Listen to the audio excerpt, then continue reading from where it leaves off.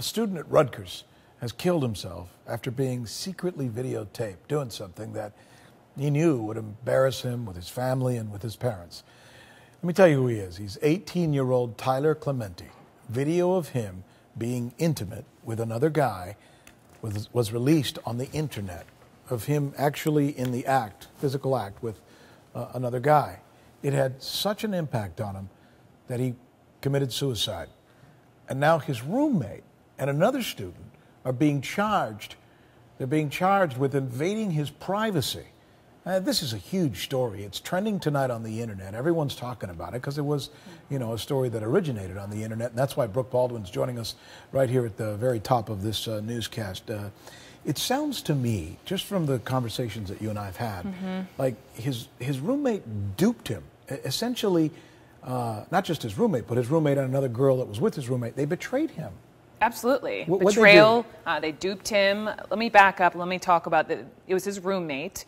This is Durham Ravi and a young woman, Molly Wee. They took this teeny tiny camera, a webcam. This is just last week. They snuck into this young man's dorm room. This is Tyler Clementi's dorm room. They hid this camera, and as you said, they videotaped him, not just once. I've seen the documents from the DA's office, but twice as he was making out with someone.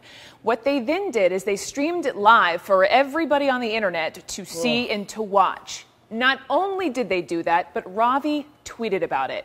Mark, let's roll over to the Twitter board because what we found, let me just back up. This is a screen grab of his Twitter account. He's since yanked it for a reason you're about to see, but we have a screen grab. I think it was from September 19th. Here we go. Roommate asked for the room till midnight, roommate being Clementi. I went into Molly's room and turned on my webcam. I saw him making out with a dude. Yay.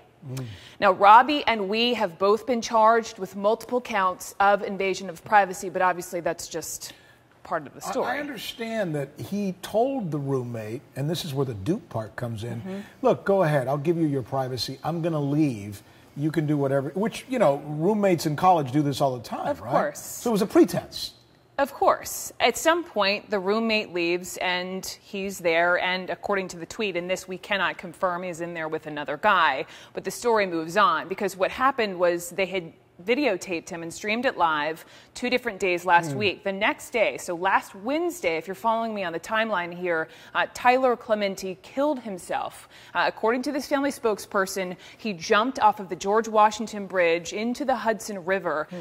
We do know he left his car on the bridge, he left his cell phone, he left his wallet, no letter. But from reports we have seen, he did leave an update. He basically updated his Facebook status. And so we have a screen grab of his Facebook status that says, and I know it's teeny tiny there, but Tyler Clementi jumping off the GW Bridge, sorry. That was his Facebook status. GW, by the way, connecting New Jersey and New York. You got it, over the Hudson River. Now, CNN reaching out to his parents. Look, I wouldn't want to talk to the media either. They're not speaking at this point in time, but a spokesperson is saying this. Here's a snippet of the statement. They say this, quote, Tyler was a fine young man, a distinguished musician. The family is heartbroken beyond words. They respectfully request that they be given the time to grieve their great loss and that their privacy at this painful time be respected by all. We'd been reaching out to Rutgers, and really all day they had said no comment, but I just am hearing that we have this statement from Rutgers, and let me read it to you. The university takes these matters seriously and has policies to deal with student behavior.